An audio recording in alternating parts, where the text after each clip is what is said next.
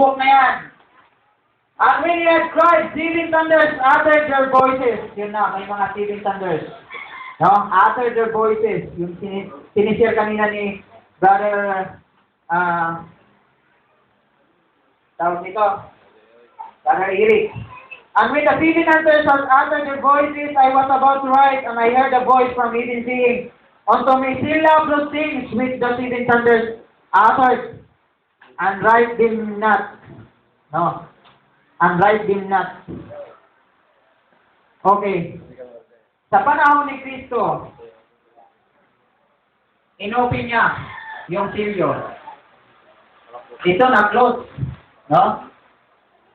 Nakuha ni Kristo yung book na yan, nasa kanan ng Diyos, ay nasa kamay ng Diyos sa Revelation chapter 5. Kinuha ni Kristo yung book of redemption para iligtas ang tao, na kaya kay Adam.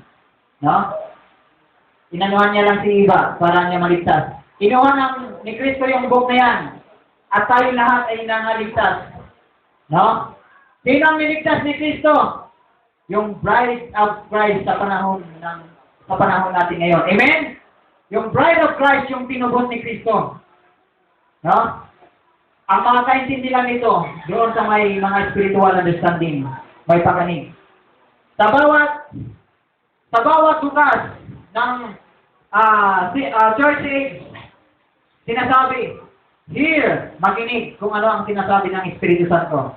Sa Revelation chapter 5 verse 6, yung Spirit na yan, nag-minister sa 7 church age, ito yung Grace Age period. Grace Age. No? Pinadala yan sa lupa. Itong 7 Spirit.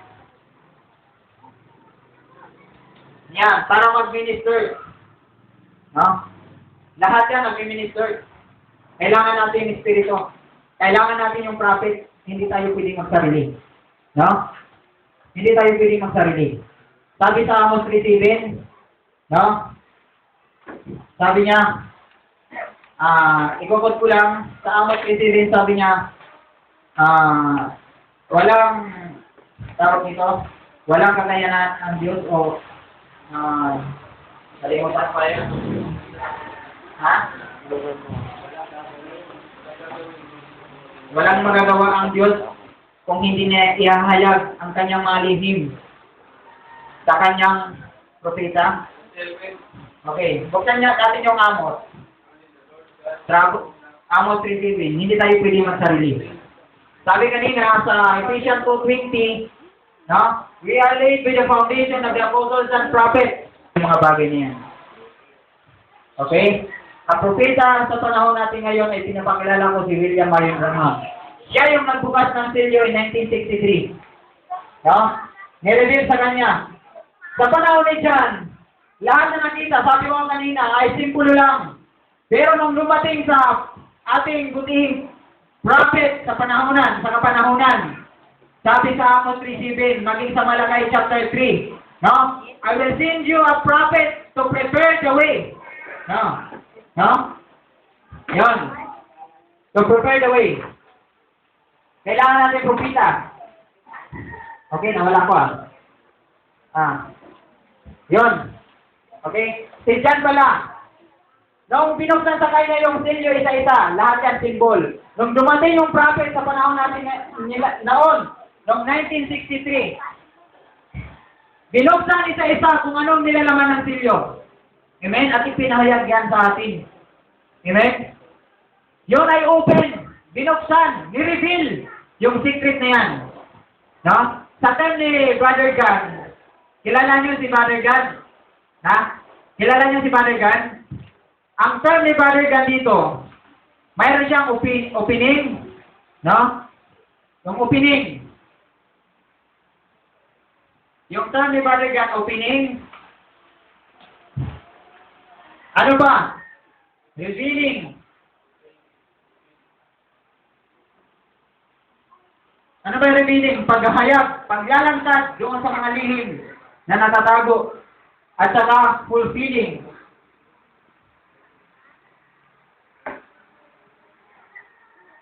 Yan. Okay? Halimbawa, Ito ay aklat na ito. Itong aklat na ito. Hindi nyo pa rin binasa. At inumpisahan nyo pagbasa pagbuklat. Opening pa lang yun. Binasa nyo, kunti. Halimbawa, yung Genesis 1:1. In the beginning, God created the heaven and the earth. Ano ba yung pagkaintindi nyo? No? Hindi pa open. No? Nireveal pa lang sa inyo. Nireveal ni Hayag kung ano yung nilalaman. Ngayon, okay. Beyond that, sin. No? Sabi sa Romans chapter 8, verse 20 hanggang 21. Nandiyan pa kayo mga kapatid? Romans 8, verse 20. Dahil sa kasalanan, nagkaroon tayo ng kaligtasan. Sa kaligtasan, para tayong pag-asa. May pag-asa tayo na inasam. Amen? 8, verse 20. Sino magbabasa? Si brother, may ano ba to?